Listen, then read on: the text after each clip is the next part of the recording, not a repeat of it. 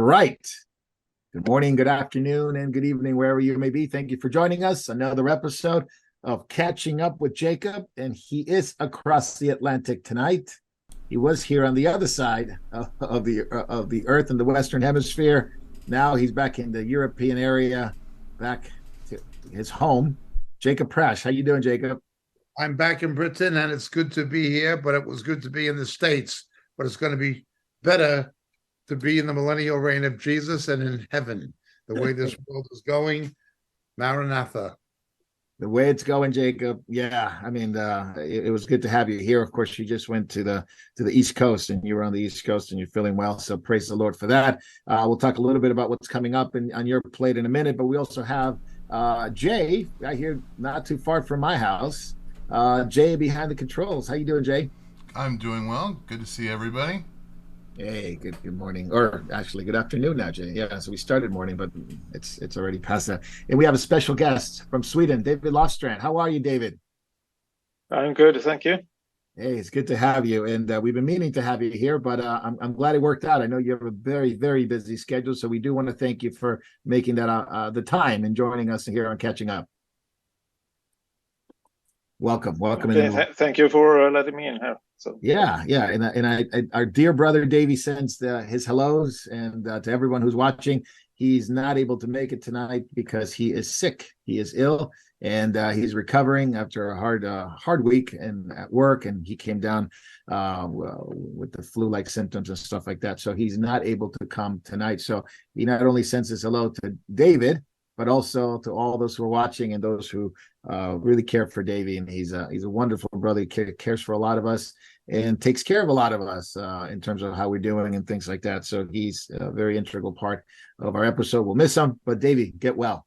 God bless you. And Jacob, so where are you going to be at now? Hard to keep up. The next stop is Republic of Ireland. On the 2nd of November, we shall be in Newton Abbey with Pastor Stephen Trimble at Calvary Pentecostal Church in Newton Abbey on Doa Road. That'll be on the 2nd. Details are on the Moriel website.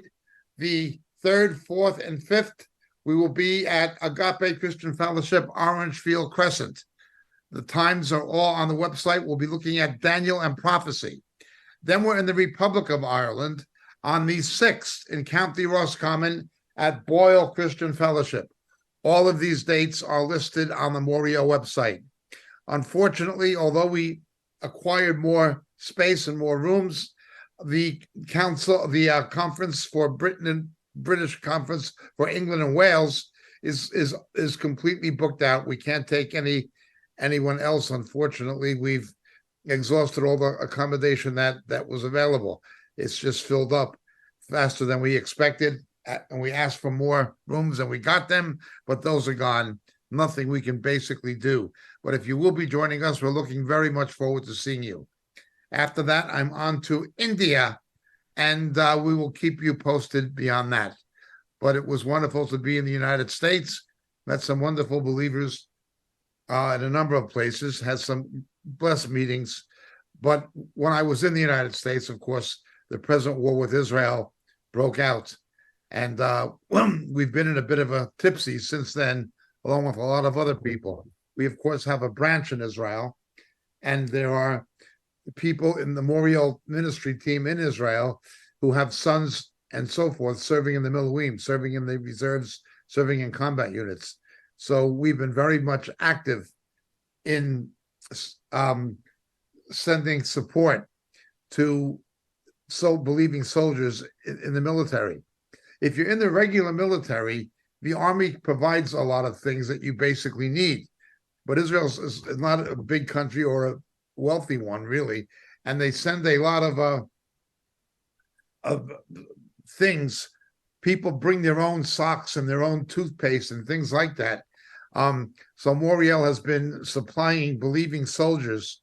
And we've also been sending things like thermal socks, footwear to believers who are in the military who are giving it to their comrades who are unsaved and saying, this is a gift from Christians who support Israel and who stand with the Jewish people.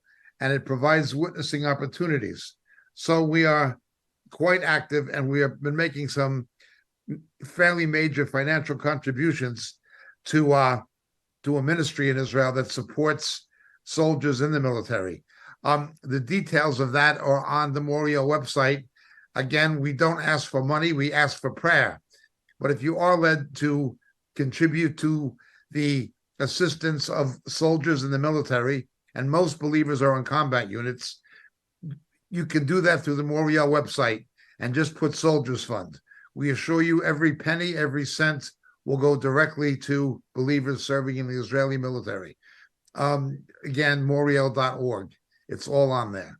Meanwhile, back to you, Marco. Thank you, Jacob, and quite a bit of stuff going on. So please keep them in prayer. I met some of the believers. I met some believers there and their sons. So please keep them in prayer. It's very precarious, and we'll be talking about that very heavily today. Meantime, I'm preparing to visit Davy and the believers in Australia and New Zealand coming up in November. I wish he was here. I always forget the email information, but if you would email the church at devoretruth@gmail.com for more information on our trip to Australia and New Zealand. I believe the itinerary will be posted and more information will be given out, but it's coming up in a couple of weeks. So very much looking forward to meeting the believers there. And David Lister will be joining us there as well, as he's already on the Far East, so he'll be joining us there. So we're looking forward to meeting all the believers there, and wonderful to see some of them on our Bible study last night. And it's just going to be great. So we appreciate your prayers. More importantly, we appreciate that you keep us in prayer throughout the trip, and to encourage and edify the church in Australia and in New Zealand. It'll be good to see Pierre, and we'll get to see some of the believers there. And we're looking forward to those ministries and churches that are joining us and allowing us to speak at their ministries and fellowships. So thank you so much. Anything else? Jay, was there anything else on the podcast that we need to mention? Just that the podcast will be available for next week. Obviously, the last week's episode of Catching Up with Jacob will be up, as well as the Exodus Bible study and Sandy Simpson's second John now. So just make sure you can download those from Apple, from Spotify, and from Amazon Podcast. Amen. And I just want to let everybody know that those who are watching on Facebook and YouTube live, we will be going into the other platforms for Backstage. So while you're watching, catching up on those platforms, we will be going to the other ones on Backstage. We won't be on YouTube or Facebook, but you can join us on Rumble. You can join us on Vimeo. You can join us on Telegram. You can join us, of course, on our flagships, Moriel.tv, MorielTV.org. You can also join us on Rumble, which has been very, very friendly to us, and we appreciate them, and also on RTN. So all these things, many, many platforms, but we will not be on catching on Backstage on Facebook and YouTube. So you can join us on the other platforms as you may wish to. And it's been going great. Plus, I want to add that the shorts and some of the smaller clips that are being made by the Moriel team has been fantastic. So a lot of good feedback on some of the smaller videos. So we take the larger videos like today, we condense them into smaller fragments, sometimes sound bites, and it's easy to share those. And it's wonderful to share some of the truth that the Lord has given us to share and promote. So please continue to watch our shorts and videos, and many more things to come. And Jay, we have something tomorrow, aren't we? There's a live stream tomorrow, isn't there? Yes, there is a live stream, the first ever live stream of Ken's Corner. So if you'd like to join us, it's going to be 12 p.m. Pacific Standard Time. We will be on Rumble and YouTube, and it's going to be a different format than you're used to for Ken's Corner. We're going to be taking questions directly from chat to both Ken and I. So we'll be under fire for exactly 1 hour. Prepare your questions, and no topic is off topic, usually, as you know, with Ken's Corner. That sounds dangerous. Yes, it does. That sounds dangerous, but quite a bit of fun. So aside from that, these are all, that's it. That's all the little announcements that we have. So as you're watching live, we welcome you in the name of the Lord. We thank God for you. We're going to get into catching up in some of the subjects here. So let's do it. Jacob and David and Jay, let's catch up. Jacob, I left for a week. and it just seems like the whole world went absolutely insane. And I came back and it was on fire. All these things going on from the attack on October 7th, and we've seen the gruesome, the imagery, the images, and all the massacre of the Jewish people that happened in the kibbutz and near the areas there from Gaza. And you guys talked a lot about that yesterday. We're not here to rehash the whole thing, but the new information and even more intense, because things have not quieted down. It seems like Israel has gotten the green light.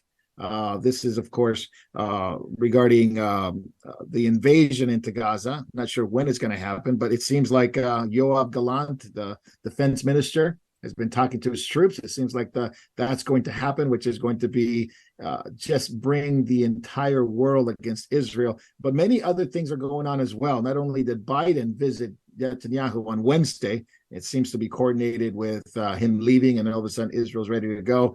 I don't know how much of that swayed Israel, that the U.S. is giving the green light as well, but we'll talk about that. The Iranian troops are moving. There's plenty of movement in the Iranian side. There's drone attacks on military bases in Syria, U.S. military bases in Syria. There's evacuation of the UN. Lots to talk about, but where do you want to start? Let's start there. Well, I suppose the best place to begin is the chaos, not just in the Middle East. Everyone knows about that. And the political turmoil. How can Netanyahu's government even survive this?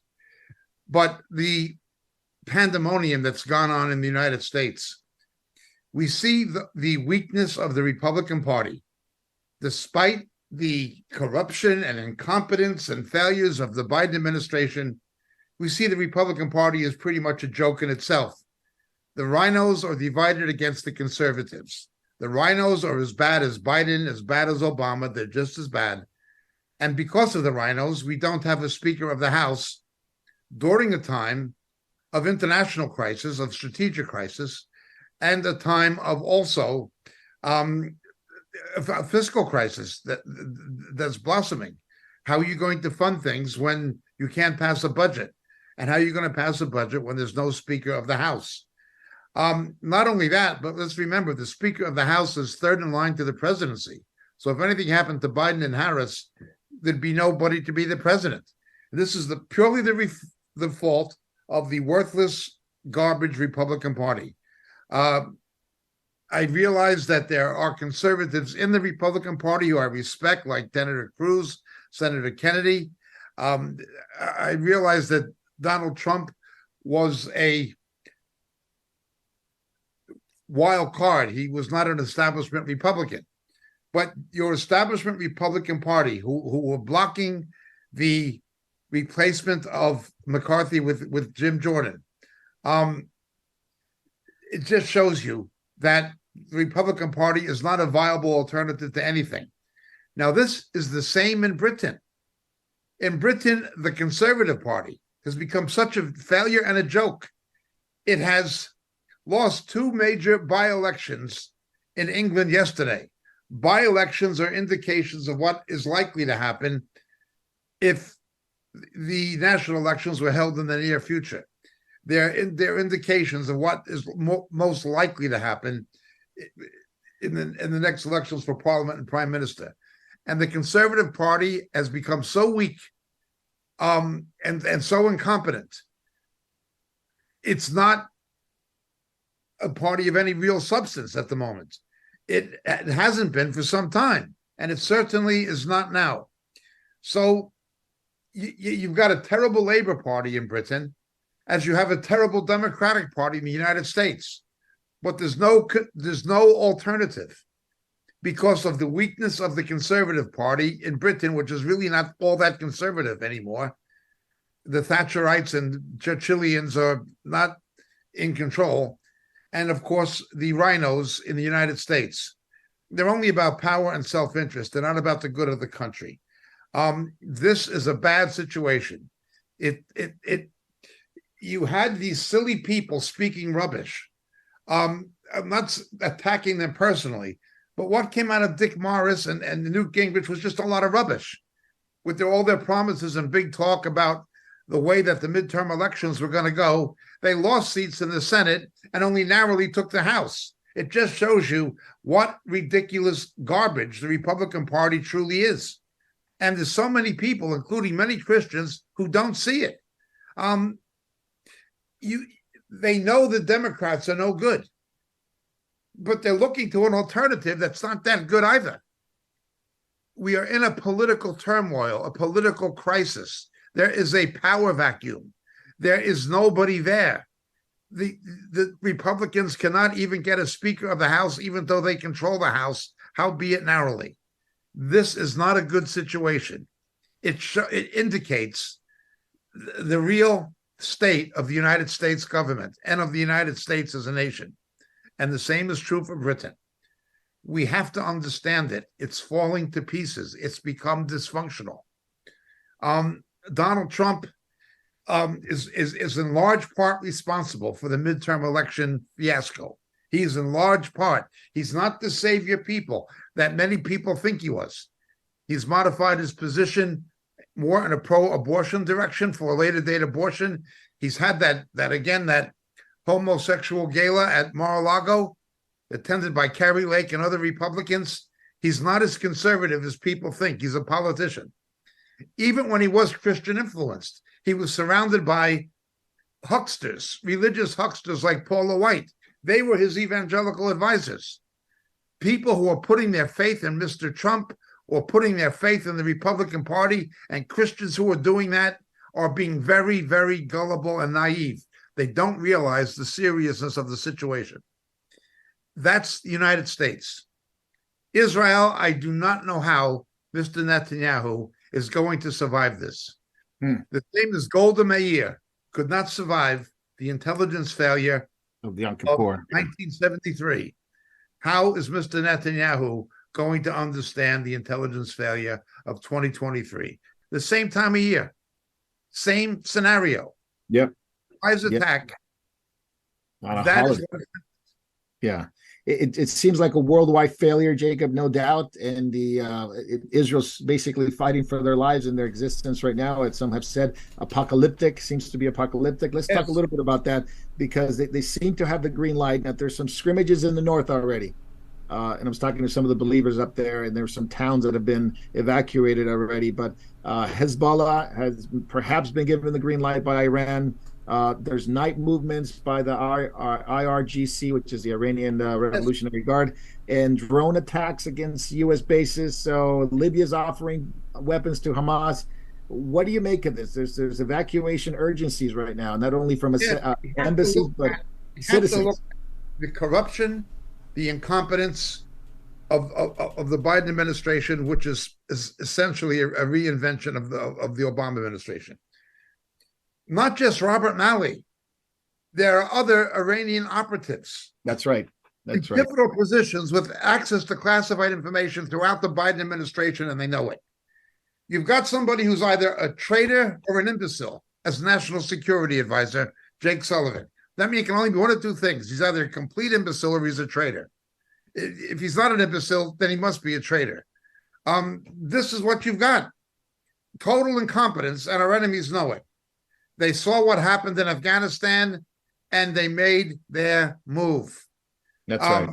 They know that Biden is a senile corruptocrat.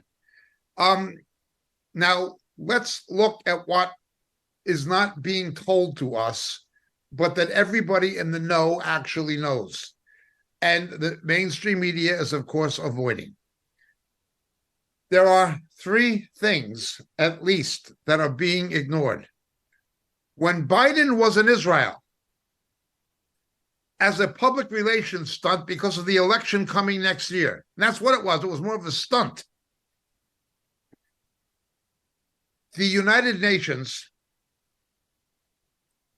restriction on Iranian export of drones was allowed to expire at the UN.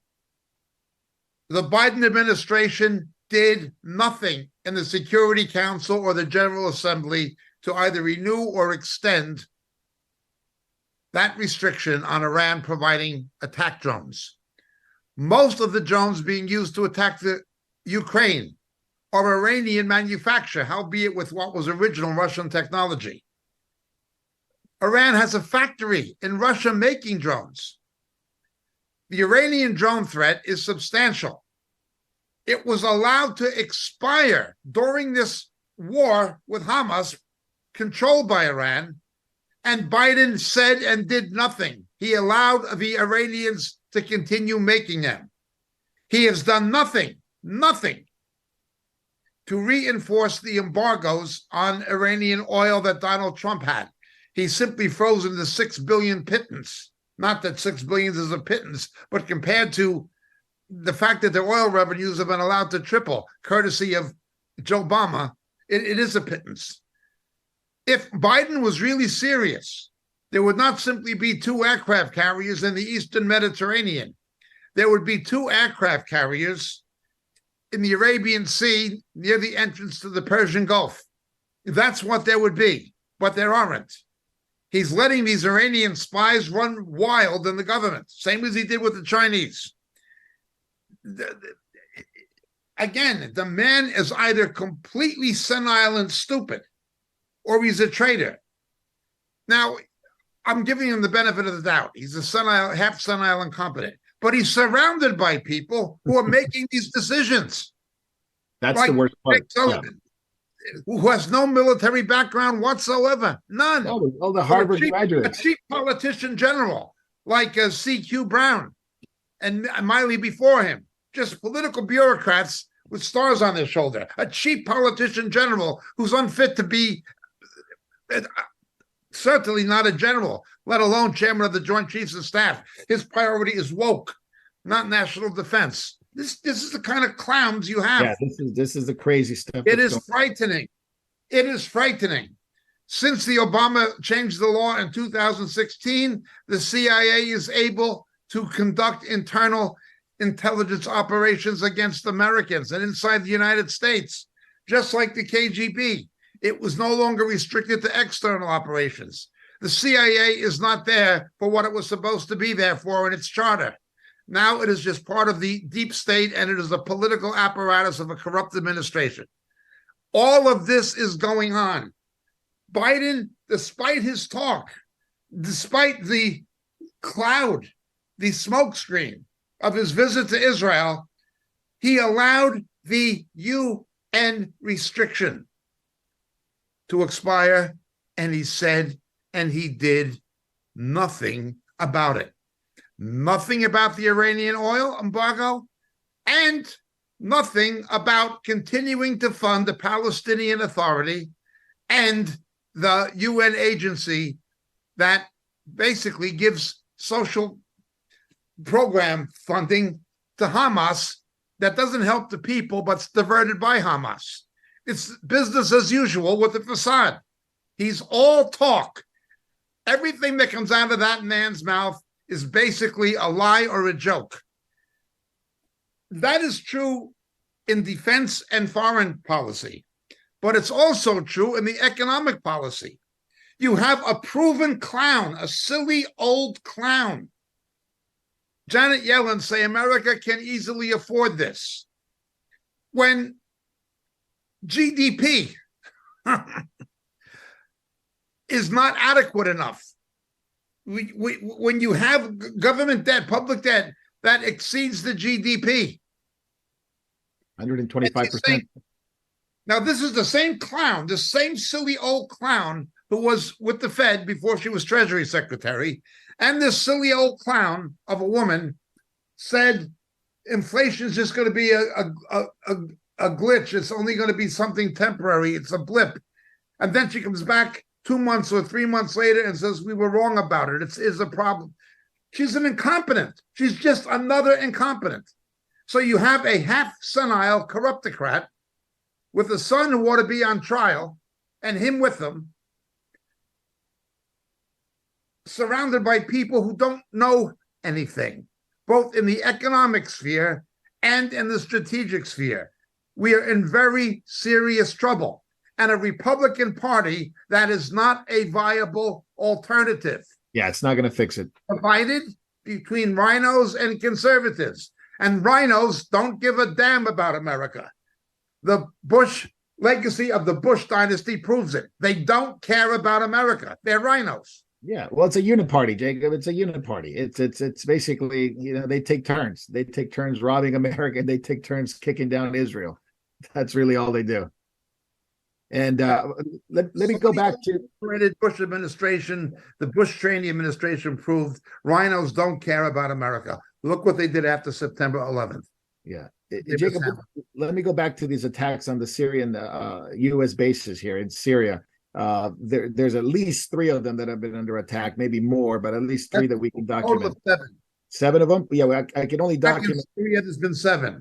Yeah, I can document 4, but I don't know about the other 3. But nonetheless, if it's 7, this is going to bring the U.S. into confrontation with the war. Do you think I mean, there's already 4,000 Marines added to the 2 carriers already in the Mediterranean, plus in the Gulf of Oman.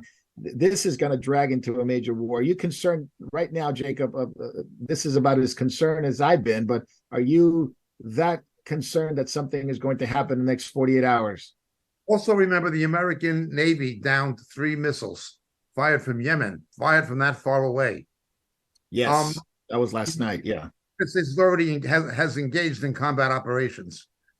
You can say it's already a war. Yeah, you can literally say, yeah, you're right. Say that. You can already say that. 2 American hostages were released today, a mother and daughter. But that's about it. That's been the only real progress. But for Biden to go to Israel with his lip service and his charade and say nothing and do nothing with the UN restriction expiring, that tells you everything you need to know. He's a liar. He's unprincipled. He doesn't care about Israel, and he doesn't care about America. He just doesn't care. He let those 13 people left to die on the runway, and the tarmac in Afghanistan. Yeah. And gave $80 billion to the Taliban. Now, some of those weapons have been shipped from the Taliban via Iran to Hamas, courtesy of Biden. Yeah, it's even worse than that, Jacob, because some of the weapons that were sent to Ukraine that nobody accounted for, which we said here, they're going to be sold to the black market to the nearest spot, to the nearest buyer, and those were the terrorists in the Middle East. So the same weapons we sent over there are now killing Jews and possibly kill Americans if there's an invasion of Gaza and the U.S. participates in that. But obviously the drone attacks are a big concern because, Iran's got a great technology on the drone. I mean, people don't give they don't understand how far along Iran is in drone technology. This is some scary stuff. Well, when Barack Obama gives you a check for $150 billion, what do you expect? Money's no problem. And if you got the money, you can buy anything. Well, they just gave him access to about $50 billion last week from the Biden administration. Access to it. They unfroze $6 billion of it, plus access to another $50 billion from Europe. So, Jacob, in terms of your level of threat, 1 to 10, this is about as high as you've seen in Israel, a level of threat this high? I have not known a threat this serious since 1973. Wow. I was talking to one of the messianic leaders of the body of Yeshua in Israel yesterday. He was in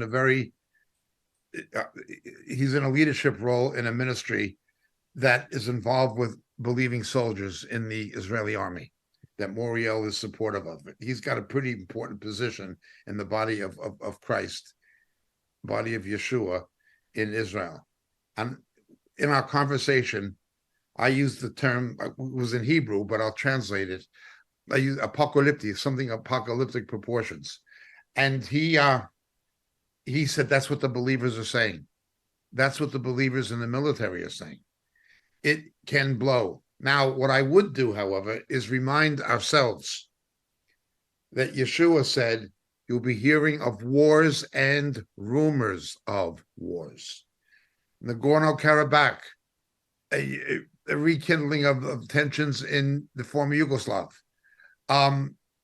Obviously, the Taiwan threat, the Ukraine certainly, and now the Middle East. This is what is not being told us. Now, the people in the State Department, the Pentagon, the CIA, NATO, MI6, they all know this, but they're keeping it out of the media as much as they can. What has happened? Because Biden is trying to protect Iran.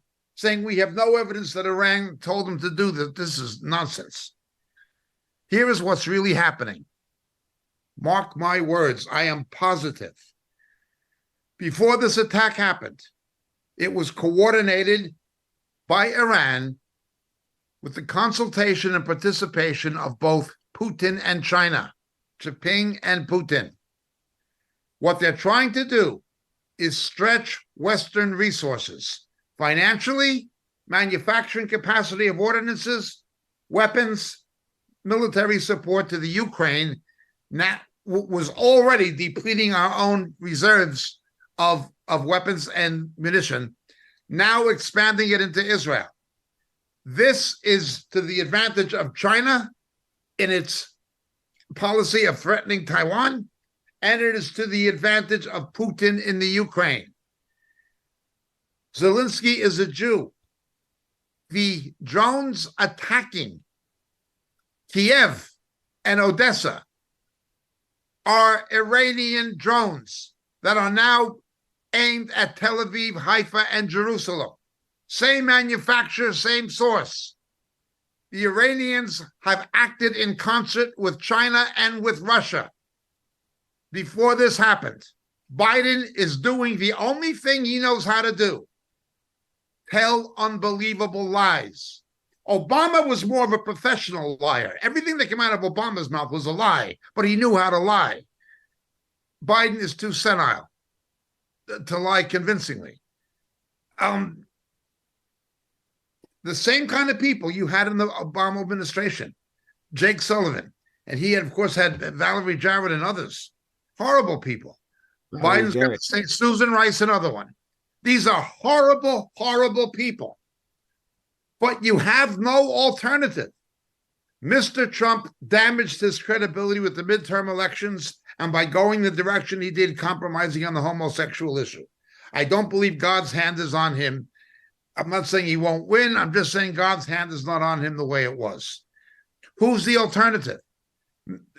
I'd love to see an alternative, Mr. DeSantis or somebody who is a conservative, but that doesn't seem to be happening within the Republican Party.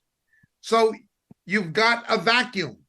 You've got these no good, virtually treasonous, many would say, figures in the Biden or the Joe Obama administration. And you have no viable alternative. They can't even select and get on back of a viable Speaker of the House. It's a mess. They're hogtied.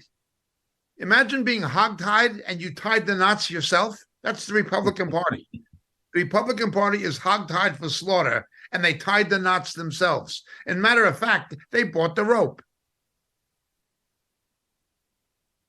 The Iran, China, Russia connection that you talked about, that, and this is a coordinated attack. A couple of weeks ago, well, about a week and a half ago, I did a video on it, which talked about how China is really trying to get the U.S. to be spread so thin across multiple fronts, multiple wars, so they would actually be able to take Taiwan very simply. Exactly. The U.S. won't be able to really deal with it. Taiwan, Ukraine, Israel, the southern border, which we know that there's been, let's say, some Chinese agents who have been crossing that southern border of the United States. Jacob, do you think this is going to, is going to work? Not that the fact that you have some very incompetent people in the government and there is no opposition party, at least as far as we can tell, this is going to be very damaging, not only in the way the world operates in terms of the U.S. being sort of the defender of those who are being, you want to call it oppressed, you want to call it all kinds of things. It's been the policeman of the world for a long time.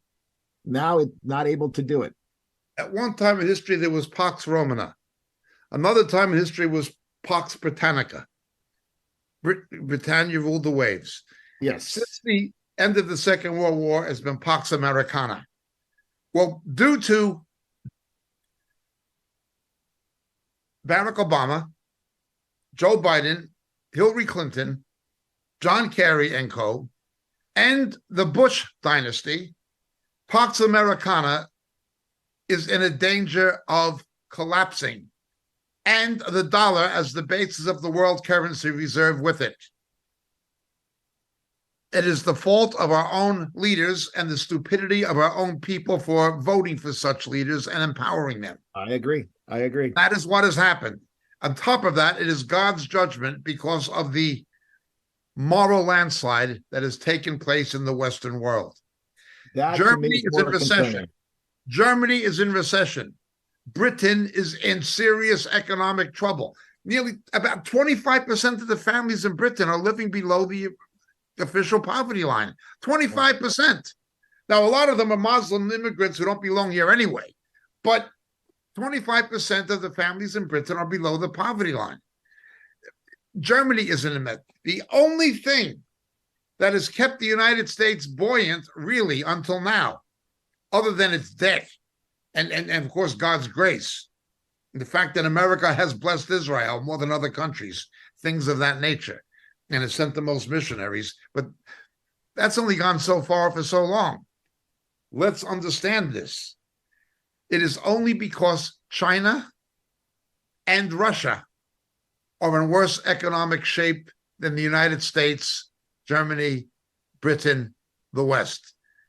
That's the only reason, is because our opponents are in worse shape economically than we are. That is the only thing. They're worse off than we are. That is a heck of a situation to be in. But that is the situation that exists. Jacob, what do you make of Putin sending that reminder? He didn't call it a threat, but he says, I'm just reminding everyone that, we're here. We're sending some MiG-31 aircrafts to patrol the area. Obviously, keeping an eye on the U.S., keeping an eye on those aircraft carriers. They're flying over the Black Sea and stuff like that. So just a polite reminder, perhaps, or is Putin really moving the chess pieces, as it were, knowing that he's got Joe Biden perhaps against the wall? He is hoping that, again, with this stretching of America's resources that was coordinated with China and Persia, with Iran, he's hoping that. But the only thing Putin has really done concerning the United States and NATO is move the deck chairs on the Titanic. He bit off far more than he can chew when he invaded the Ukraine. He did not believe that Finland and even Norway would come into NATO and give him another 740 miles, not kilometers, miles of border. Was it Sweden? Was it Sweden? Sweden wants to join NATO. Yeah. Soon will be in NATO, probably, but Finland is already there. Yeah. He's created another 740 miles of border with a NATO country. He's caused NATO to expand east, on top of the economic impact and the other impact it's having on the brain drain and so forth. He bit off more than he can chew. He's a desperate man, and desperate people do desperate things. I don't doubt that, but he's talking about their missiles, the Kinzhal hypersonic missiles. I mean, Yes. It can take out one of our carriers. I mean, it could hit one of our carriers for sure. It absolutely could, but he knows there will be ramifications for that. Oh, there would be What terrible. troubled him, why he's saying it, is this. The United States has been very cautious about they gave the HIMARS system to the Ukraine, but they gave only a limited amount of M1 tanks, of Abrams tanks, only a limited amount. But now he has done something, the Americans have done something substantial. They have given the Ukrainians ATACMS missiles that are longer range, and in their first deployment, in their first engagement, they destroyed 14 Russian helicopters, attack helicopters. They took out 14 Russian attack helicopters in one strike to an already hurting Putin.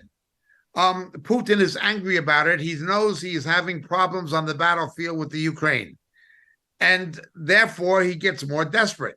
He must stir up a war in the Middle East. He must get America to dilute its capacity to supply the Ukraine. He has to do that. And he has to make more threats. That's what he's doing. Now, what is interesting is this. Notice these ships with these missiles are not being deployed in the Mediterranean or the Aegean.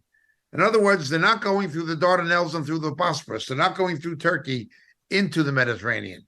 They're going to the southern shores of the Black Sea, which will just about put them in range of Israel and Lebanon.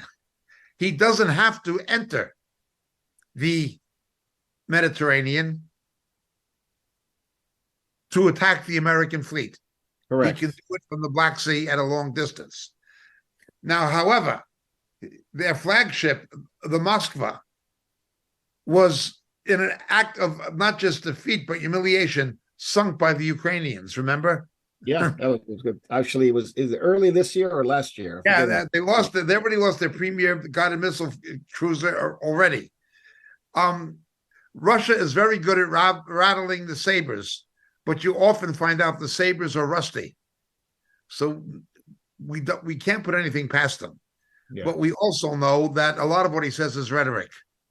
What do you make of the black flag on the Razavi shrine up in Iran? This is Islam going for an all-out war? Is this? I mean, you've seen the black flag. You know what it is. This comes from the Quran and what Muhammad called it. Ready for jihad. Interesting that they put it up this week. What's your take? Not only that, but it's Iran. Sunnis haven't done that. It's Iran who are Shias. Correct. And you have to understand the Shia mentality is very much looking for the Mahdi, for the Islamic Antichrist, who they believe is the Messiah, is the Christ. Remember, in Islam, our Christ is their Antichrist, and their Antichrist is our Christ. Yeah. Now this is what is a rallying point. Going back to the quote from Muhammad after the Hudna, when he fled from Mecca to Medina, once he regathered and reorganized and got the numerical advantage, it became the rallying flag to prepare for jihad. And the fact that they are flying it in Iran sends a signal to the Iranians. Now, a lot of educated Iranians don't like the mullahs and don't like them. They're not even anti-Western. They're not even anti-Israel. You'll see Iranians in California who hate the mullahs. But the poor people are suckers for it. The entirety of North Tehran, cities like Qom, Isfahan, you've got these uneducated people following uneducated mullahs. Yeah. And Khomeini and Randisi can say whatever, and the same as Ahmadinejad. They can say whatever they want and the people will do it. You're dealing with extremely ignorant, extremely stupid people. Intelligent Iranians tend to see through this. Iran is dangerous. But what has made it dangerous? Barack Obama and Joe Biden have made Iran dangerous. They were down to about $4 billion in foreign reserves before Joe Obama stepped up and filled their coffers in order to fund terror and allowed Iranian intelligence agents in key positions in the American defense establishment. This is open treason. If in the mind of many people who've looked at what they've done. Yeah, but it doesn't matter, Jay, because you don't have an opposition party, so it really doesn't matter what they did. There's no opposition party. Yeah. You've only got the Democrats, the Democratic Party, and the other bucket of scum known as the Republicans. This is what they posted.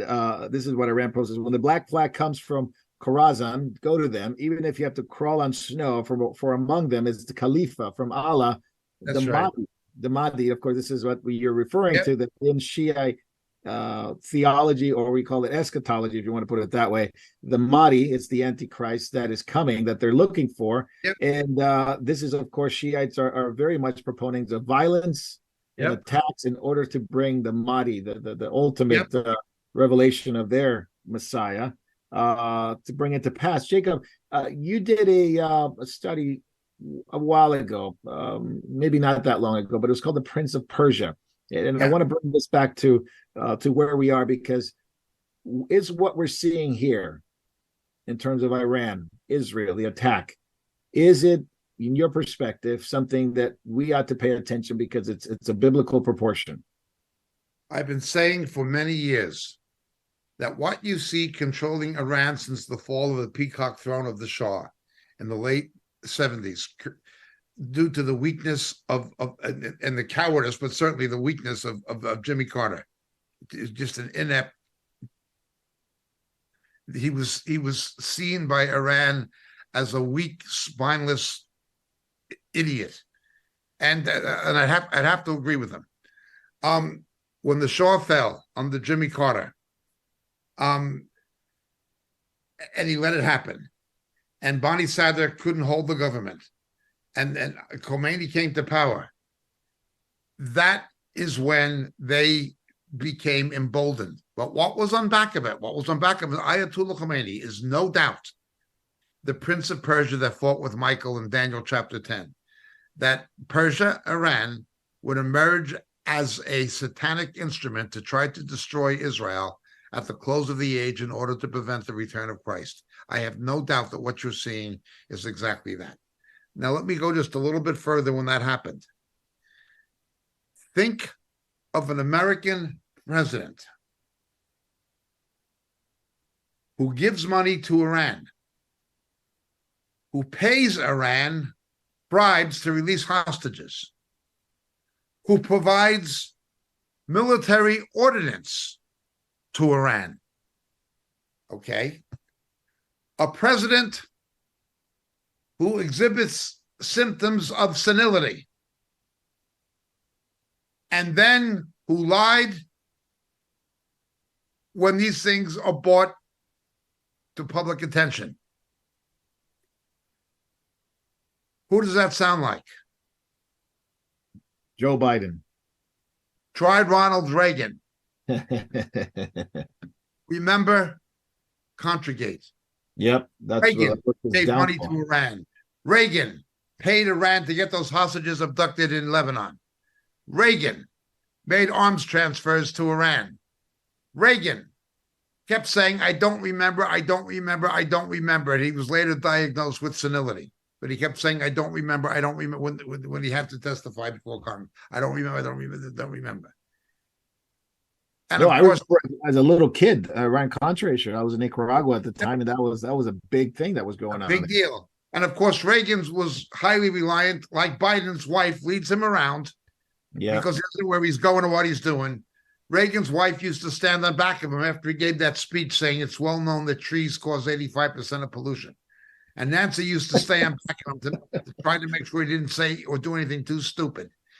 Nancy Reagan was having fortune tellers come to the White House. Gene Dixon. Oh, yeah, it was well known. So you got this. He's married to a witch, an old witch, a practitioner of what the Bible calls witchcraft, advising her husband. Does Biden disgust me? Yes. Does the Democratic Party disgust me? Yes. But Reagan was no better. How was Reagan any different? He did the exact same things. The Biden administration is corrupt. Poindexter, Meese, McFarland, Weinberger. Reagan's henchmen were all indicted.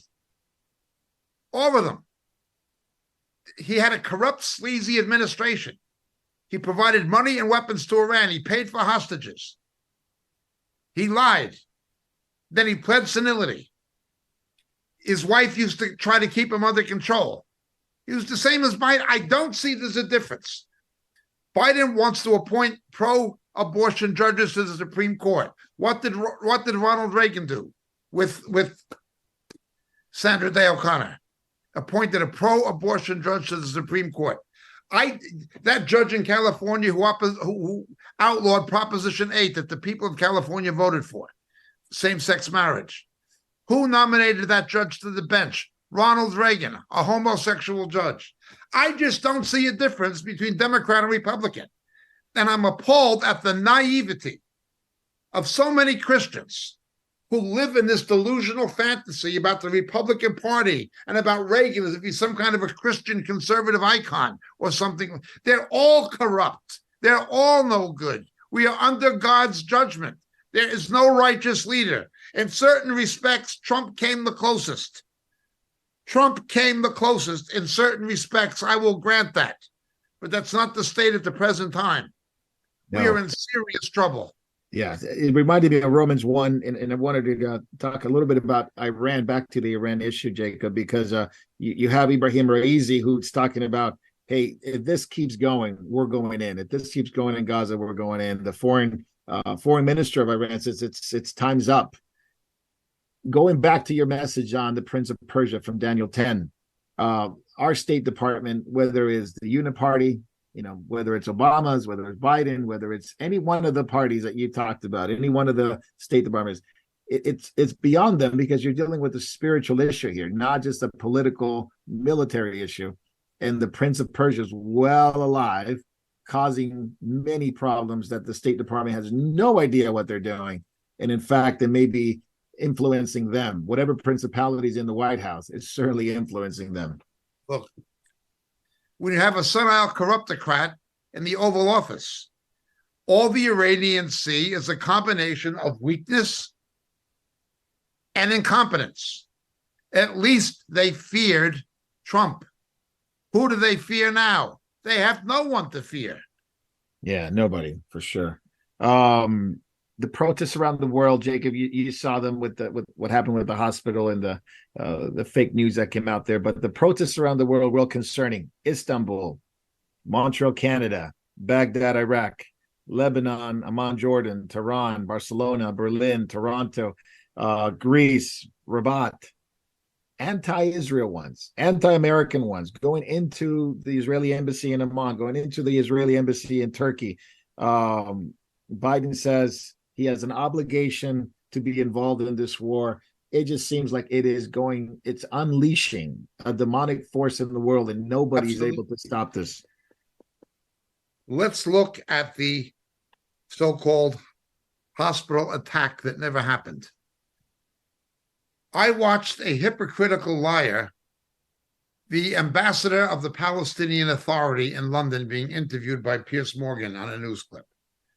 Now understand, he doesn't represent Hamas, and he doesn't represent the people of Gaza. The people of Gaza rejected and voted out the Palestinian Authority because Arafat's people and Abu Mazdin's people and the Palestinian Authority embezzled the money given to help the people and to build an infrastructure. They stole it.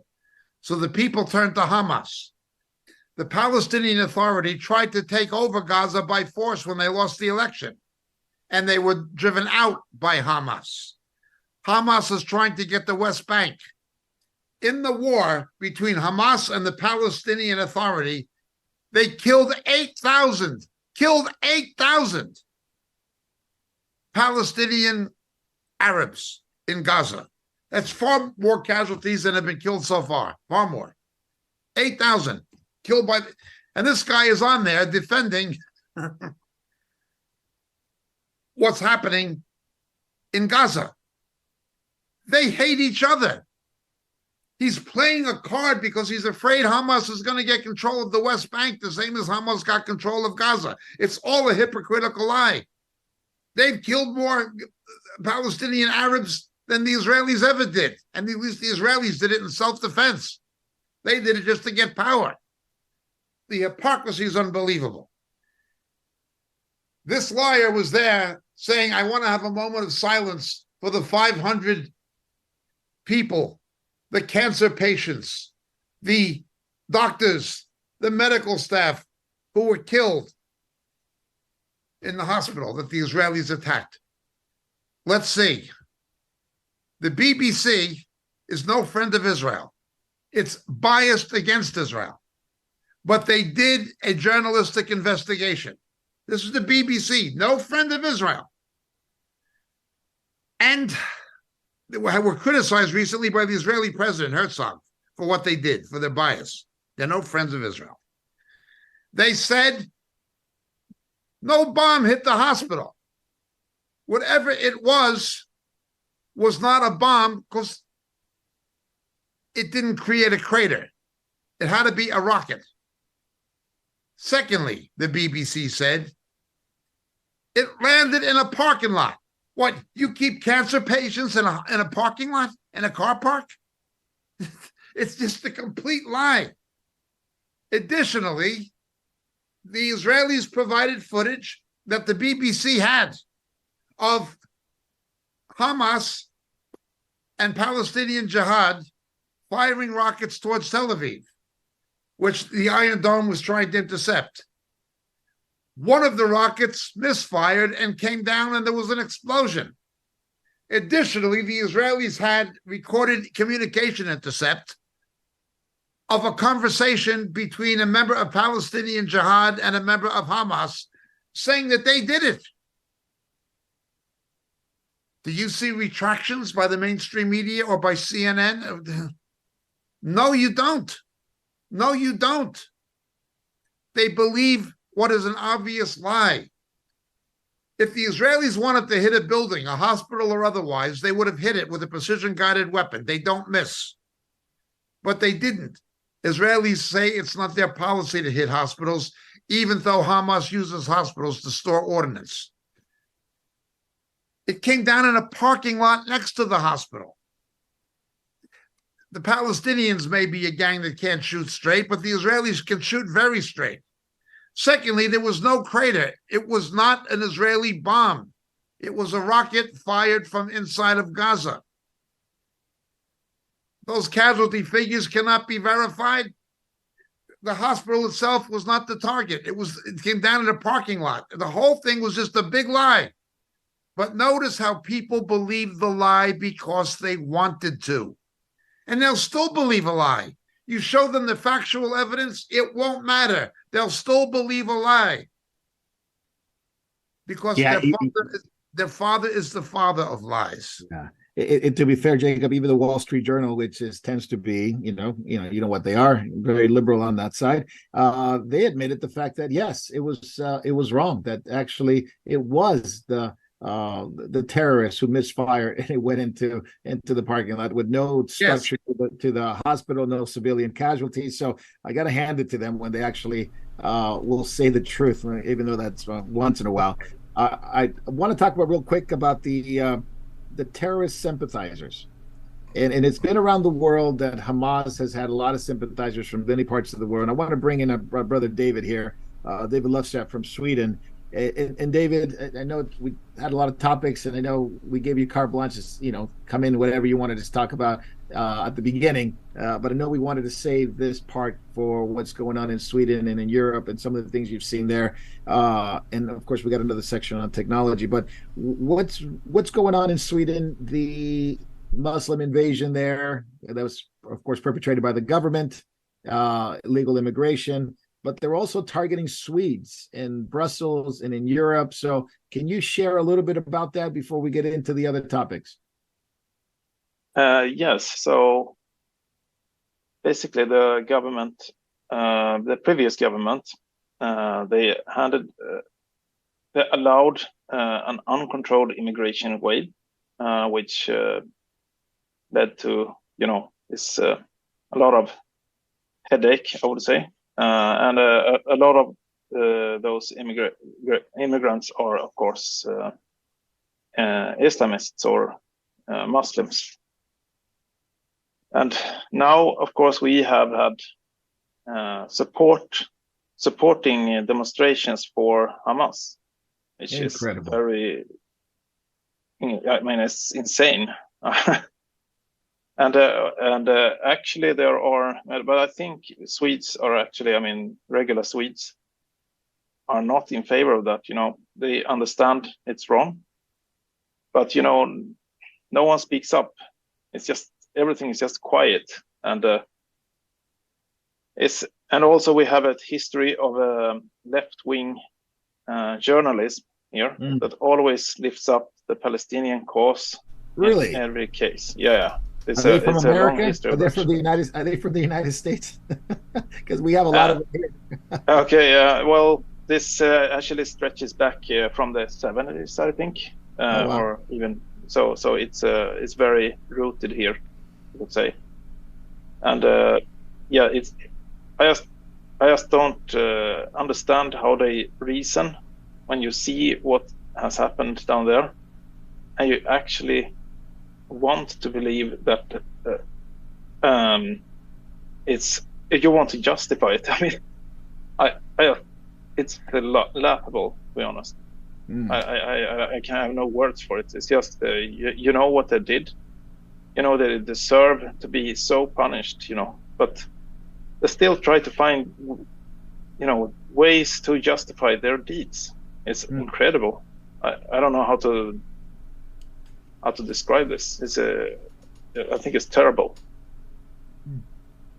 David, regarding the, yeah, sorry. I'm sorry, I just had a question because it's actually being talked about in chat real quick. Given the pacificity of Sweden right now, and with all the illegal immigration that's going on, there's some comments saying that Sweden seems to be lost. Is there a glimmer of hope in Sweden to actually overcome some of these current issues with the unrestricted immigration, and then also claiming back its culture? That's a good question. Thank you for that chat. Thank you, Jay. Thank you for whoever sent it. Appreciate it.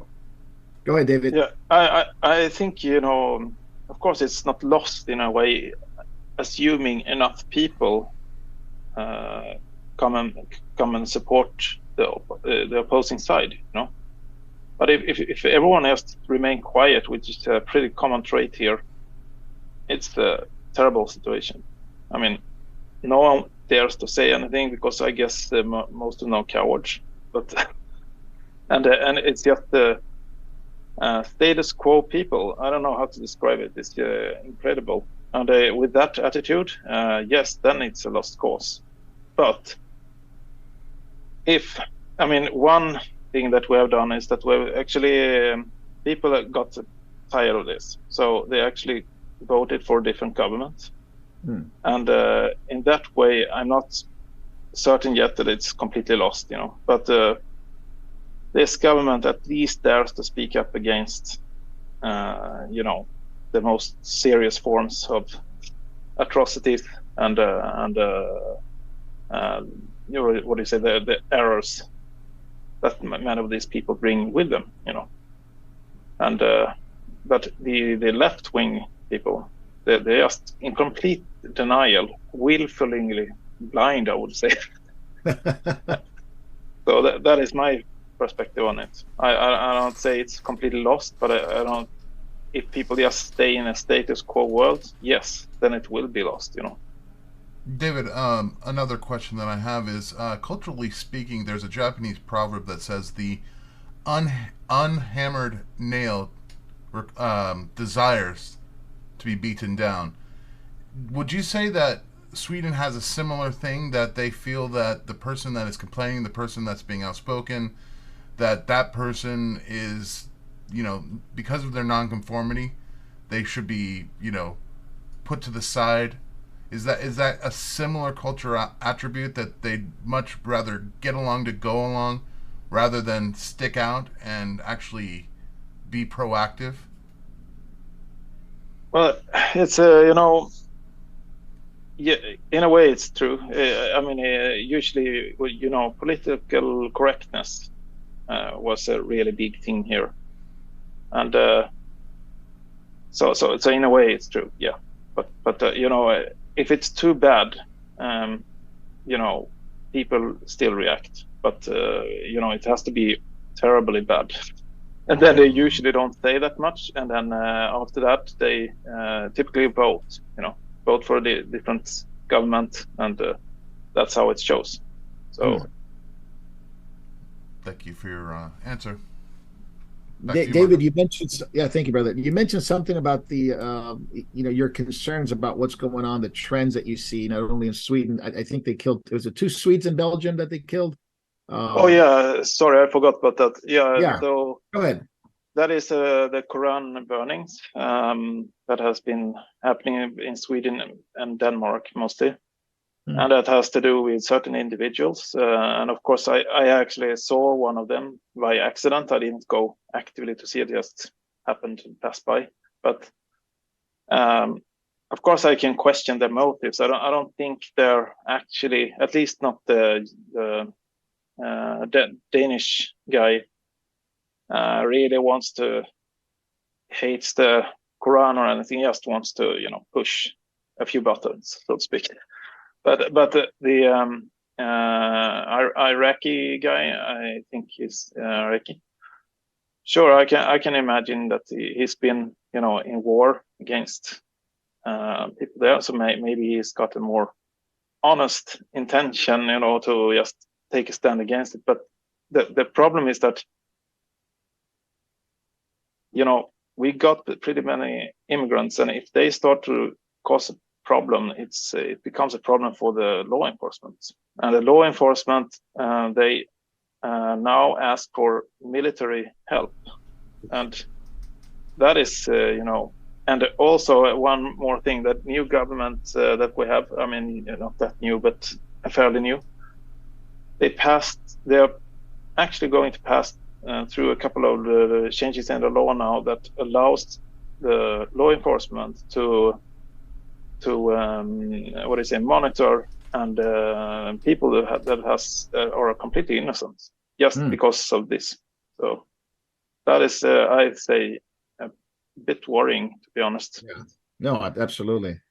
That I didn't know that was going on. You mentioned to me the trends that you see with the Islamic invasion, of course, in Europe and around the Western world. You mentioned something. It could be the reason that sparks the event of the second horse, and I agree with you on that. The second horse and the horsemen of the apocalypse in Revelation 6 that could spark it. It's not it, but it could spark it. Can you comment that a little bit? Maybe we'll let Jacob comment that as well, regarding taking peace from the earth, because that's what the Revelation 6, I think it's 14, talks about. The second horseman of the apocalypse takes peace from the earth. Any thoughts on that, David? Well, of course, I don't claim it is that. Okay. Right. Yeah. Of course. So yeah, to be clear, that I don't try to say that it is, but if they cause too much problem, people will get really angry, and you might actually end up in civil war. So it's that could be really dangerous. Because this is a worldwide thing. It's not just isolated to a specific area. No, exactly. So you see them protesting, and one there are some Christian channels here actually that are discussing, what if those we brought in are capable of the same kind of actions that we see down in Israel? Oh, really? They said that? Yeah, they actually asked that question, a rhetorical question. And so they're actually discussing this in some Christian communities. But so that is, of course, if, as I said, if enough people cause a stir, they might actually cause a big problem. So, but that's just, as I said, I don't claim it is, but right. It's just an interesting thought. So. I did have the same concerns, because here in the United States, you see the same thing. There's an applause, there's standing ovations, there's protests for Hamas. It seems to be even college students, high school students, politicians standing up for Hamas and literally rooting for the extermination of the Jews, the killing of babies, the innocent people that died, as if it's something that it was morally equivalent to the Jews defending themselves, because the Jews defend themselves, and this is the right thing to do to Jews. And it led me to think, like, at some point, this moral relativism, this idea that you're allowed to kill another person just on the basis of you don't agree, and it's openly cheered, can lead to a persecution of the Jews, persecution, obviously, we've seen that, persecution of believers worldwide, as you said. And you mentioned something about the iron not sticking to the clay. Can you comment on that as well? What they tried in Sweden, the multiculturalism there and around the world. Obviously, it's not just a Swedish problem, but it's a worldwide problem. Yeah, it's this.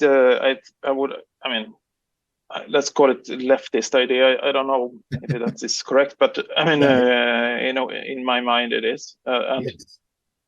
It's just that everyone are equal in every respect, and therefore we can't mix everyone together in one big, nice pot or something, and hope that it will just turn out in a good soup or something. I have no idea how they think, but that is how they think, I think. And it just doesn't work, because they're so different cultures. They're not culturally compatible. I don't know how to describe it. It's just impossible. I don't. It's just the iron just don't stick to the clay. It's just it's just very good description of the situation, I would say. Yeah, in Daniel chapter 2. Jacob, you talked about that a long time ago. You're referring to Daniel chapter 2 about the iron and Repeatedly, the multiculturalism will fail. Iron will not stick to clay, and to maintain some kind of a cohesion, particularly in a reconfederated Roman Empire of some description, that is going to just keep failing and failing and failing. And that is one of the things that's going to cause them to turn to Antichrist. You'll bring about a unity that people can't with satanic power. This is absolutely true. When we just look at the situation of these protests, something we've already highlighted, but bears re-mentioning. If you were to ask these same students, do you believe in homosexual and lesbian rights? They would say yes. Oh, yeah, they would. Yeah. Do you believe in women's rights? They would say yes. Okay, so Hamas is controlled by Iran. They believe in Sharia. You believe women should have to wear the halabja and shouldn't be allowed out without their husband and things of this. You believe that. Suppression of women. Yeah, I mean, you agree with it. Oh, well, then why are you pro-Hamas? They couldn't answer that. They're too stupid to even realize what they're saying. It's called cognitive dissonance, right? Cognitive dissonance. Cognitive dissonance, absolutely. And if you got Festinger, cognitive dissonance. And if you were to say to them, okay, so you think the Iranian sponsors of Hamas and Hamas does the same thing, the capital execution of homosexuals. You agree with the capital execution of that homosexuals should be taken out and hung. Well, then why are you pro-Hamas? The Israelis don't do that to homosexuals. You're not making sense. You're not speaking logically. There's no logic to these people. They may go to prestigious universities, but again, as Paul said, professing to be wise, they become fools. It's like you send your kid to Harvard and Yale, and you go, "What did I do? Not an idiot." Yeah, what did I do wrong? And it's the professors. You know, there are exceptions, but always remember, those who can't do, teach.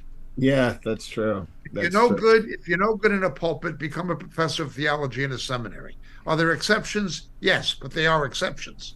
If you're no good on Wall Street, become a professor of economics. Are there exceptions? Yes, but they are the exceptions. If you're no good in court, become a professor of law at Yale Law. Are there exceptions? Yeah, Dershowitz is an exception, but he's an exception. There are exceptions. In non-scientific fields particularly, those who can't do, teach. So the students are coming out morons because their professors are tenured morons. Parasites. Every single one of those students are probably very much pro-abortion as well. And what they don't understand is that's their ideology, because their political ideology will be aborted if ever we had Sharia law instituted. They wouldn't. They would be the first to go. They would be the first to be canceled. Yep.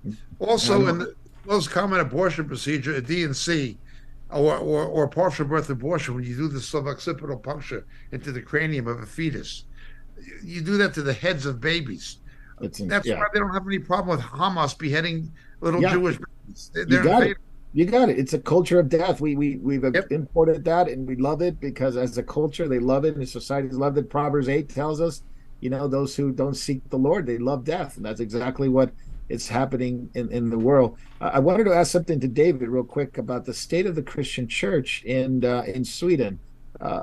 David, can you fill us in on what's going on there? I know Jacob talked about some persecution of street preachers there, but Jacob knew quite a bit about it. I was actually surprised because I hadn't heard that. But the state of the church, I know you told me that there are some churches that are small, they're good, but can you fill us in on what's going on in Sweden and how the church is represented there, the believing church, the faithful church? Okay, so there's a Lutheran church that is the biggest one. That's the state church, you would call it. Now, of course, they separated the state and church, so that's, well, in a way, no longer true. And then you have a lot of evangelicals, you could call them. It's like the Pentecostals, and a lot of different movements that are fairly close to what you can see in the US, for instance. And and then there are some even smaller congregations, and there are a lot of congregations. So the smaller size, and there are actually quite a few sound such churches there. I have to say that. And but the big ones, they are just totally utterly lost, I would say, especially the Lutheran Church. And you know, just from my personal experience, you know, I went in for, that was like a couple of years ago, in a meeting, and I had they, of course, they talked about these paintings that come from the Catholic Church, you know, and I saw a really ugly painting there. I thought, like, yeah, okay, so what is this? Yeah, and I talked about, yeah, it's about God and whatever. And then they actually asked the Holy Spirit to fill the painting. Oh, brother. That is like unbelievable. You know, I grew up as a missionary kid. You know, I was almost scared of sitting in the congregation.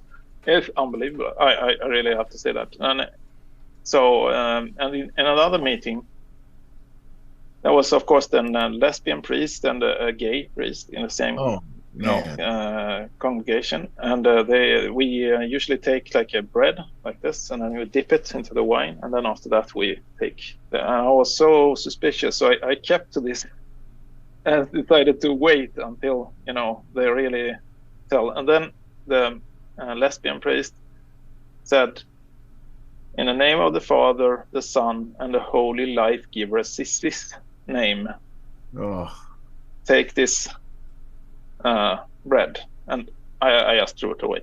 So, and you know, there are more stories like that. For instance, another Lutheran church I went, that was supposed to be more conservative. They had a Jesus statue, and they stood and bowed to it like this. Oh no! Like several times. Unbelievable. It's like it's a statue. What is your problem? Can't you read the Bible? Like, and I mean, so that is like, you know, the state of the Lutheran Church. And then, of course, I can't really say that much bad about the Pentecostal Church because I'm not into that so much more. But I actually read in the newspaper that they are now discussing to you know, make compromises on the you know, same-sex marriage discussion. But I don't want to judge them there because I don't think they have come to a conclusion yet. I just hope that they will stand up, as they actually have been pretty conservative, I would say, for a while. So I hope they will stay there. So that's you know, short descriptions of the church. Then, of course, you have the loyal ones, which are much smaller in size, and they're. I must say that they are, of course, serious and take their faith seriously, and but they are very small in size. It's like maybe 10, 15, 20 perhaps. Wow. Usually in a congregation. Yeah. But I guess there are more organizations like that around the country, you know, on the countryside. So that's my what do you say, assessment. Yeah, I appreciate it. I mean, that's like a true remnant among, you know, a nation that had a state religion, you know, state church has changed, and they literally have become, you know, like a Western country with the Western sins, and allowed illegal immigration. Well, legal immigration, I suppose. It wasn't illegal. I mean, I think the country brought Islamist immigration in. Now that's I mean, another story from the Lutheran Church is like there was a female bishop, I think. No, maybe not a bishop, but anyway, a female very high up in the organization. And we had a church that was from, you know, the Swedish state church, and she wanted to convert this church to a common place for other religions to come and worship too. So she said like, yeah, so we will now take down the cross because that's offensive. Oh, Yes. wow. Then we will put up the, whatever, as long as they're happy. So it's just, I mean, that's very bad. Yeah, no. Now, you mentioned you grew up as a missionary kid. I forgot you mentioned that when we first met you, missionary kid. And did you grow up in Sweden or did you grow up abroad, international? Well, I grew up when I was 2. I moved to Mexico, and then I went down to Honduras when I was like 5, I think, or something, and then I went back when I was 7 to Sweden, and I've been to Sweden since then. But Okay. And well, we of course visited the other countries around, like Guatemala and Nicaragua, for instance. Yeah. And, yeah, and yeah. So How's your Spanish? Oh, that's too bad. I know some words. I can form some simple sentences, but Oh, good. Maybe yeah, we'll but have a little it's not that good. That's all right. We'll have a little chat. Yeah, Jacob actually knows quite a bit, and he can have a full on conversation. Him and I went to Mexico, and they thought he was one of their guys. They call him Jacobo. And Jacob, you mentioned the persecution of believers of a street preacher there, and David, do you know any of that sort of antagonism against true Christianity in Sweden? Well, of course, usually it comes from liberals, like they usually want, they don't like to hear that what they're doing is wrong, so if someone preaches against it, of course they will try to bite him as hard as they can, So that is what I think happened to one preacher who just read Romans 1. Oh, that's all he did, and just quoted it, and he got I think he got sued actually. Wow! But that's quite many years ago. So, I but it's usually from the liberals. Oh, liberal churches. Jacob, go ahead. He was in jail for about a month, and there was an appeal, and he got out, and they threatened to take it to the European Court of Justice. Man. Yeah, and it was the same as with Canada, Romans 1. Oh. That preacher got fined $15,000 in Canada for reading Romans 1 in a church in a pulpit. Oh. Whoa. Reminded me of that. She's part of the government. I think she still is in Finland. Yeah, I forget her name at this moment, but she was actually criticizing her own church, the Lutheran Church, for allowing open homosexuality in her church. And so the real issue was just her and her church. That was really the only thing. And she posted Romans 1 on her, basically on her statement to the church. So the church turned her in to the government, and ever since then, even though she's been acquitted twice, they dropped the charges. The Lutheran Church keeps going after her, and a prosecutor, a woman prosecutor. Well, that woman prosecutor is almost certainly going to go to hell. She's going to be on trial, and she will not have she will not have a lawyer. Christians have a lawyer. We have an advocate with the Father. Amen. Who can get us off and who will get us off, because we've all sinned. We have a lawyer who can get us off. These other guys are not going to get off. Yeah, that is what I just don't understand. To get a priest in the Swedish church, it's a pretty big effort to get there. You have to read the Bible quite a lot. I mean, can't they read the Bible? Or I just don't understand. It's just a mystery to me. Yeah, it's I don't live too far from Fuller Seminary here in Claremont Theological Seminary, not too far from my house.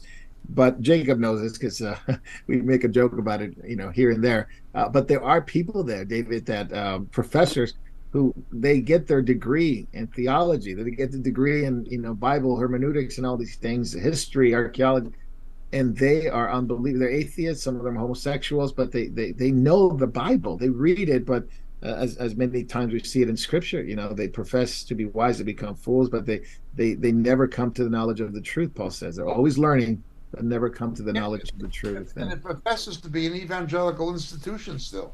Yeah, Fuller, yeah. Lesbian Students Fellowship. It's like Georgetown professes to be a Jesuit Roman Catholic institution. But it's It by far. I wanted to finish the episode of Catching Up talking about the technology that is coming, and I talked to David a little bit about technology, and he's aware of some of the things going on. I wanted to get his take on it.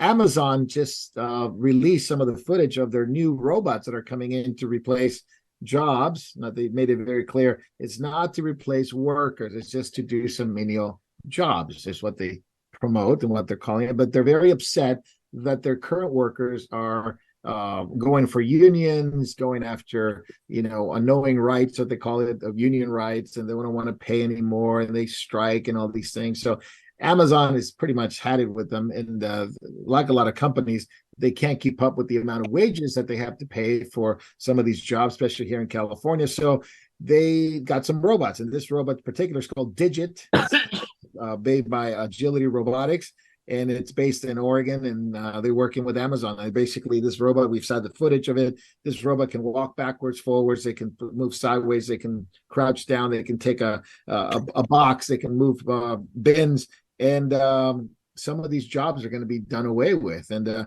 so I wanted to start there, and then we can proceed into some of the things that David was talking about in terms of the chipping in Sweden and some of the technology that's coming into Sweden. But David, what's your take on this robotic?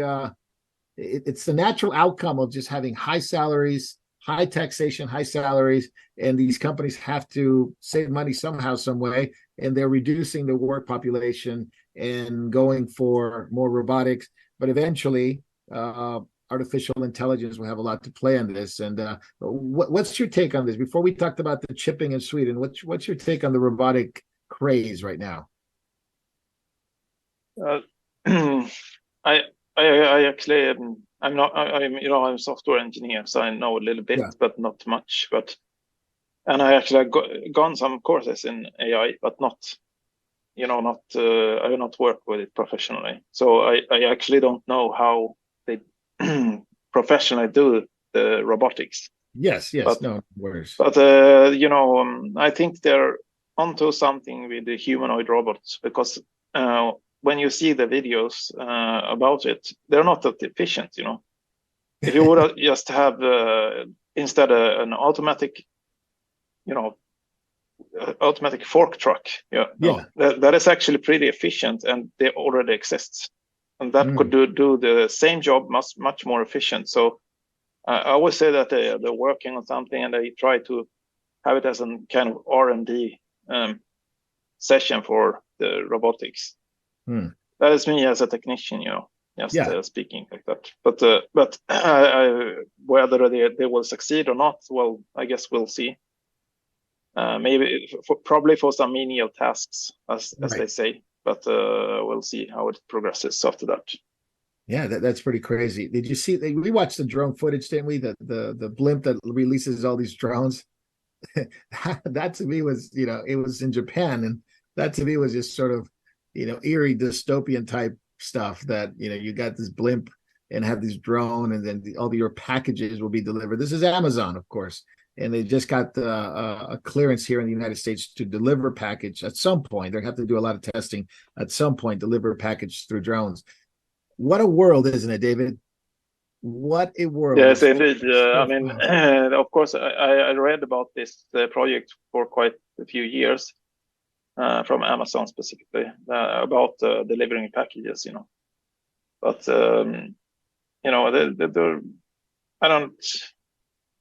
I guess they're trying to cut costs, or just maybe they're, in a way you could argue that if you just have machines everywhere, there will be no compassion, if you need something, it will just be plain no, because the database entry says that you are not allowed to receive any packages or whatever.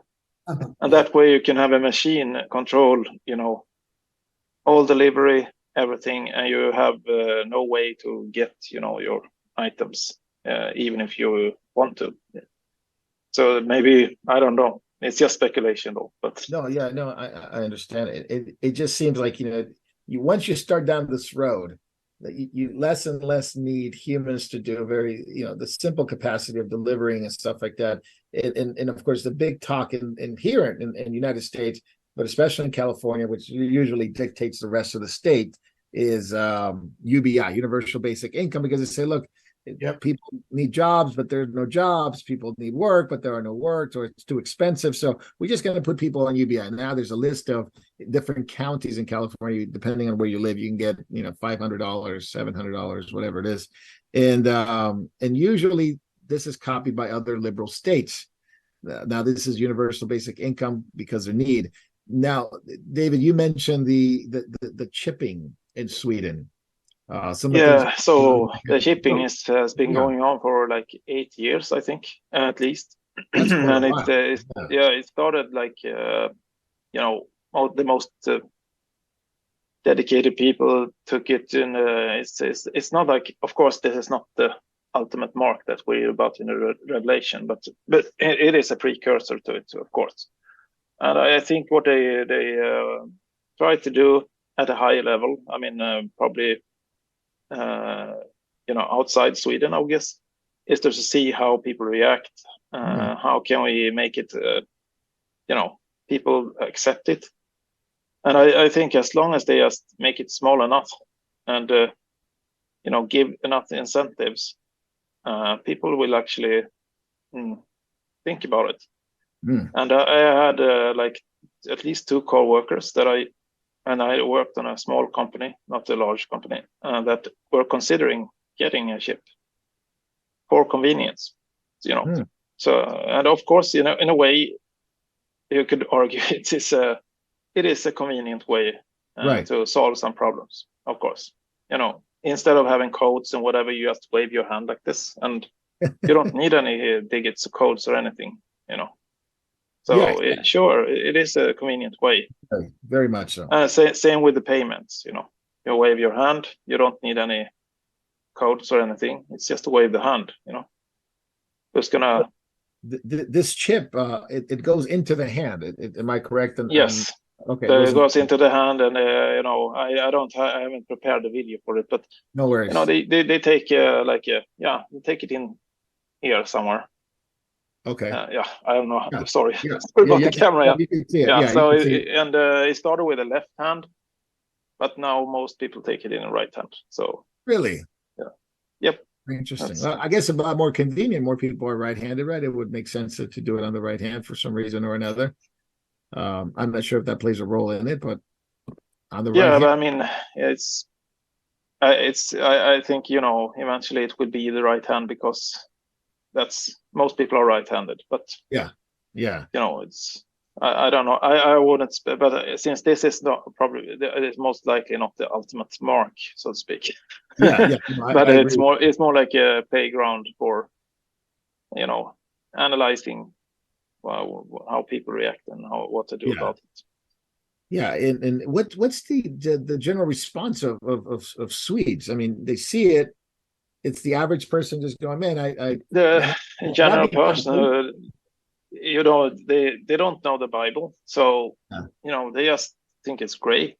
I mean, it's like in one of the videos I saw, it's like, oh, it's so 2019, like it was in 2019, but they think it's some cool thing. It's have their parties afterwards, usually when they take their ship, but it's just completely oblivious to anything related to the Bible, of course, because they don't believe. So that's how it is in the general population. Yeah, I mean, what do the churches say? What do believers say? Maybe not the churches, but what do believers that what do you guys think of this? Well, most think like, oh no, don't bring up that again. I don't know how to, it's they're a bit. I don't know how to describe it. It's like a bit numb of the subject, and they don't really react to it. And you try to have you read Revelation? Like,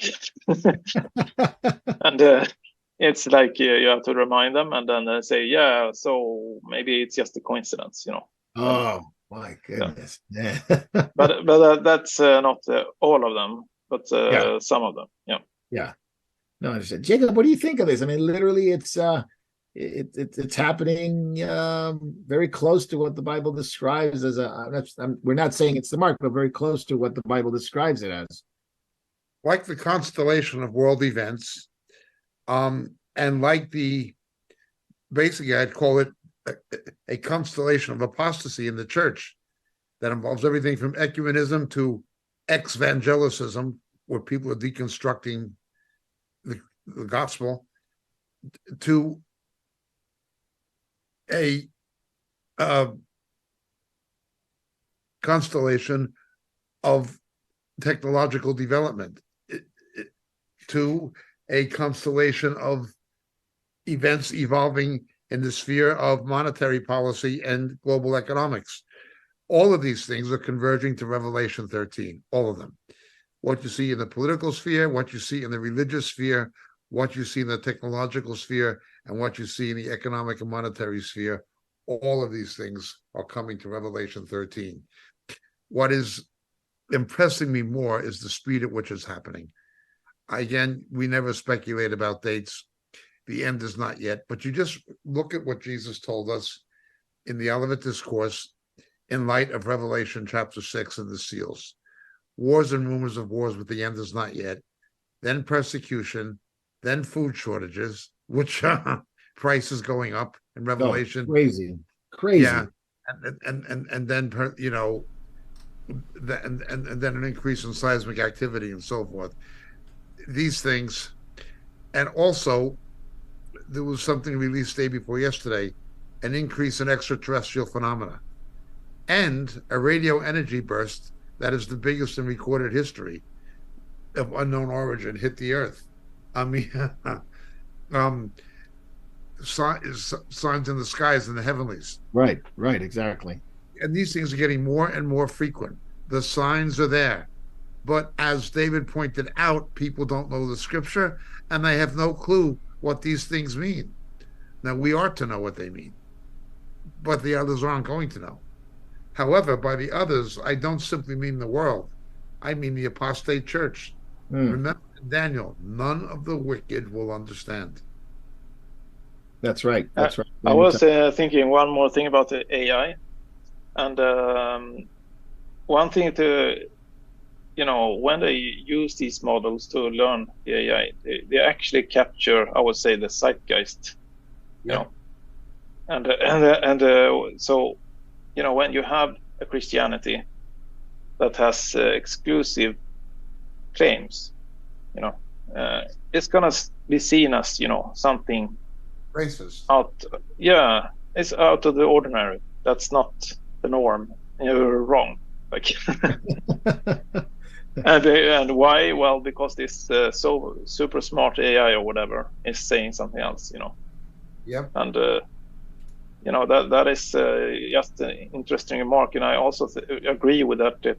The interesting thing is not like exactly every detail in everything that is happening. It's like it's actually happening as it is written, Yes. And that is very interesting, I think. It's more than interesting. What David is saying, I don't know how popular it is in Sweden, but we know many Hollywood celebrities have subscribed to Scientology, to the cybernetics cult of L. Ron Hubbard. And they do these audits, psycho auditing, which they see as spiritual. And they have a meter, literally a meter. And they ask questions, and they consider the meter, what the meter determines, to be infallible. Yeah. You know what I mean? Oh, the meter said it must be right. Yeah, well, they consider this invented technology, this meter that people invented, to be infallible. That's what they do with their so-called audits. One of the main places is down by San Jacinto, California. Yep. Not too far from here. Yeah. Yeah, but you look at how many celebrities, and we live in an era where there's a culture of celebrity, where people will believe things are right. They'll vote a certain way because a Hollywood entertainer tells them to. They'll get a vaccine, a COVID vaccination because Whoopi Goldberg tells them to. And the culture of celebrity, people do what they're told by celebrities. That's and right. we have so many celebrities into the, well, the meter said it must be right. The meter's now that's just a stupid meter.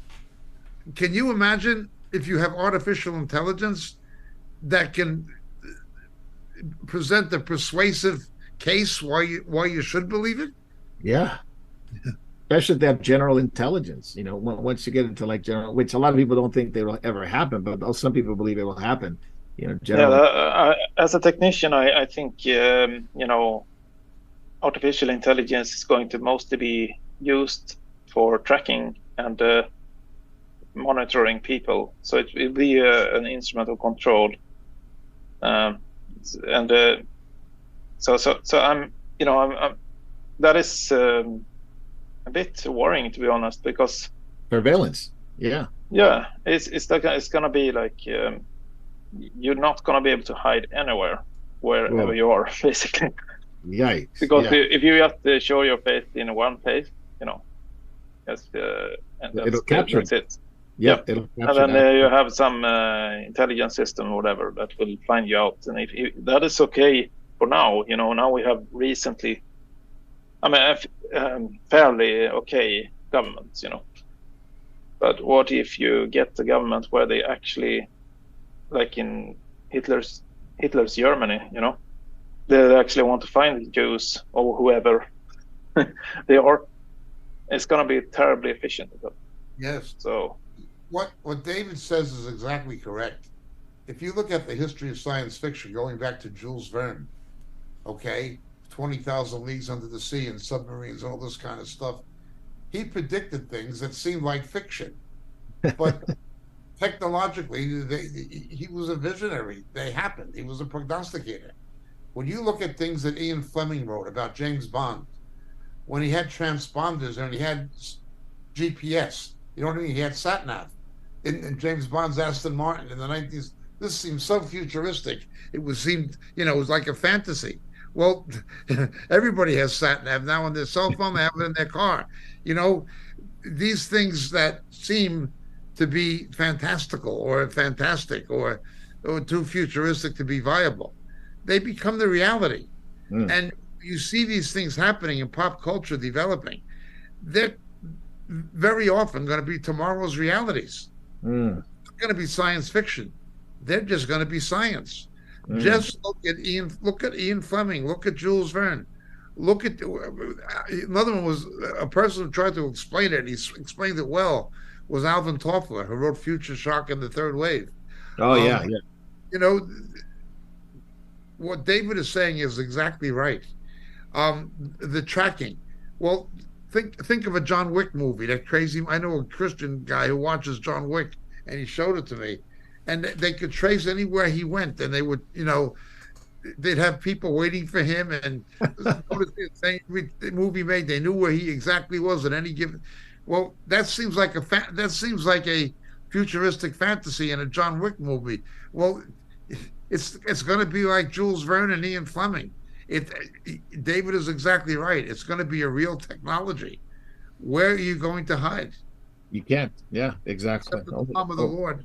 Only the Lord, exactly. So, yeah, we're coming to the end of our episode here, catching up. One more thing that we must have, absolutely must have.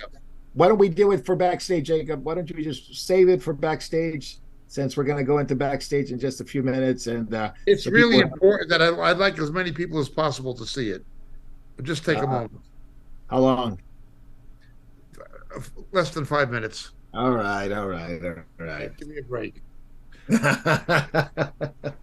the people who are meeting people who are pro-Hamas, and they think that Hamas is fighting a liberation cause on behalf of the Gazans or on behalf of the Palestinian Arab Muslims, and that they're a liberation army or they're partisans or they're freedom fighters, and they're fighting a just cause for liberation from an Israeli occupation, even though Israel has not even occupied Gaza. There's no there was no blockade and there was no occupation.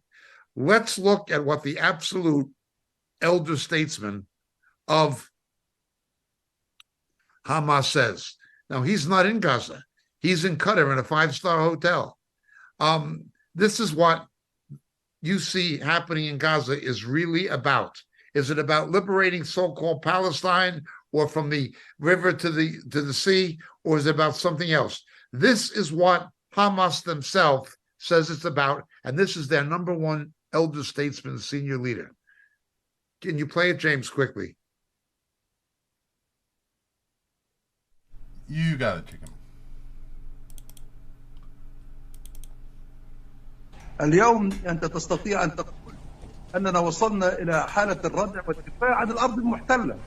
لما نتكلم أن احنا جيش القدس ونتكلم عن معركة الوعد الآخرة، لا نتكلم فيها لأننا سنحرر أرضنا فقط، ولكن لأننا نؤمن بأن ما قاله نبينا محمد صلى الله عليه وسلم عندما قال زوى الله تعالى لي الدنيا وفي لفظ آخر الأرض فرأيت مشارقها ومغاربها وأن ملك أمتي سيبلغ ما زوي لي منها. إنه 510 مليون كيلومتر مربع وهي مساحة الكرة الأرضية سوف تعيش حالة لا ظلم فيها ولا قهر فيها ولا خيانة ولا صلة ولا مسيحية غادرة ولا قتل بهذه الحجم، هذه الجرائم التي ترتكب بحق الشعب الفلسطيني والشعب العربي في كل الدول العربية، سواء كانت في لبنان وسوريا وفي العراق وفي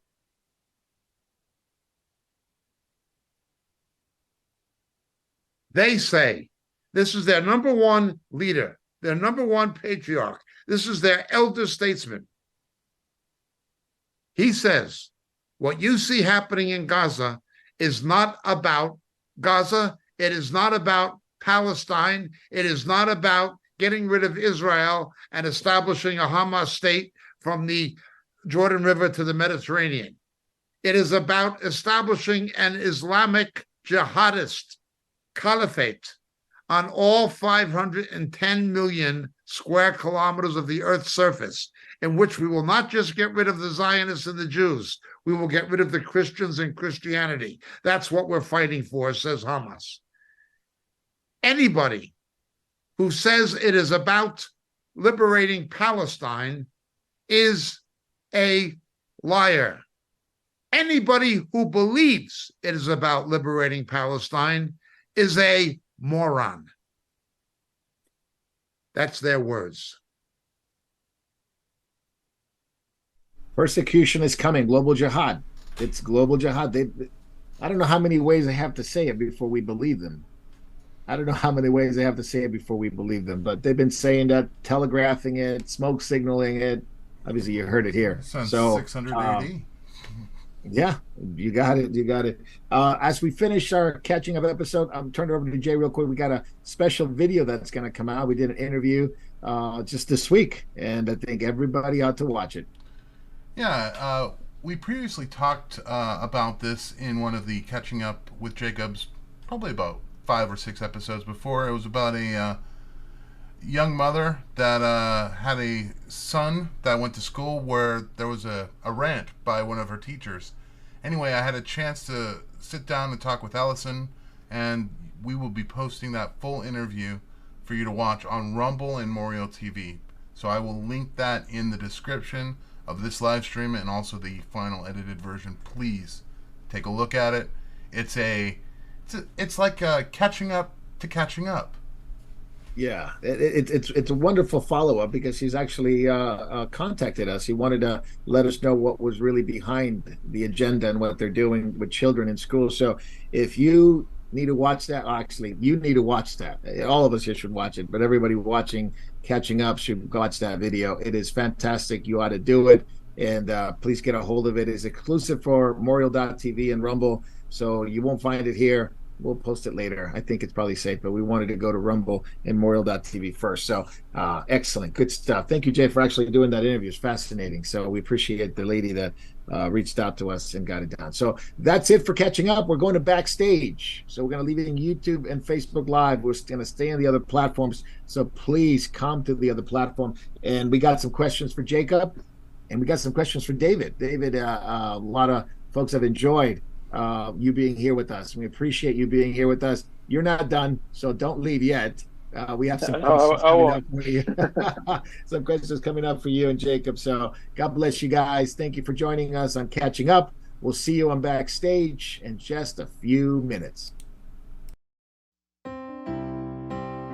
Hello, and thank you for watching Moriel TV. There are so many things that are happening at Moriel Ministries worldwide, from the Philippines to Japan to India to Africa and back to Europe and the United States. So many of our brothers and sisters are spreading the good news of Jesus Christ to this lost world. We are so thankful for your prayers. God has been faithful and has blessed us in so many ways. If you'd like to partner with our efforts abroad and at home, please take a moment to click the link in the description and help us as the Lord leads you. Thank you very much, and God bless.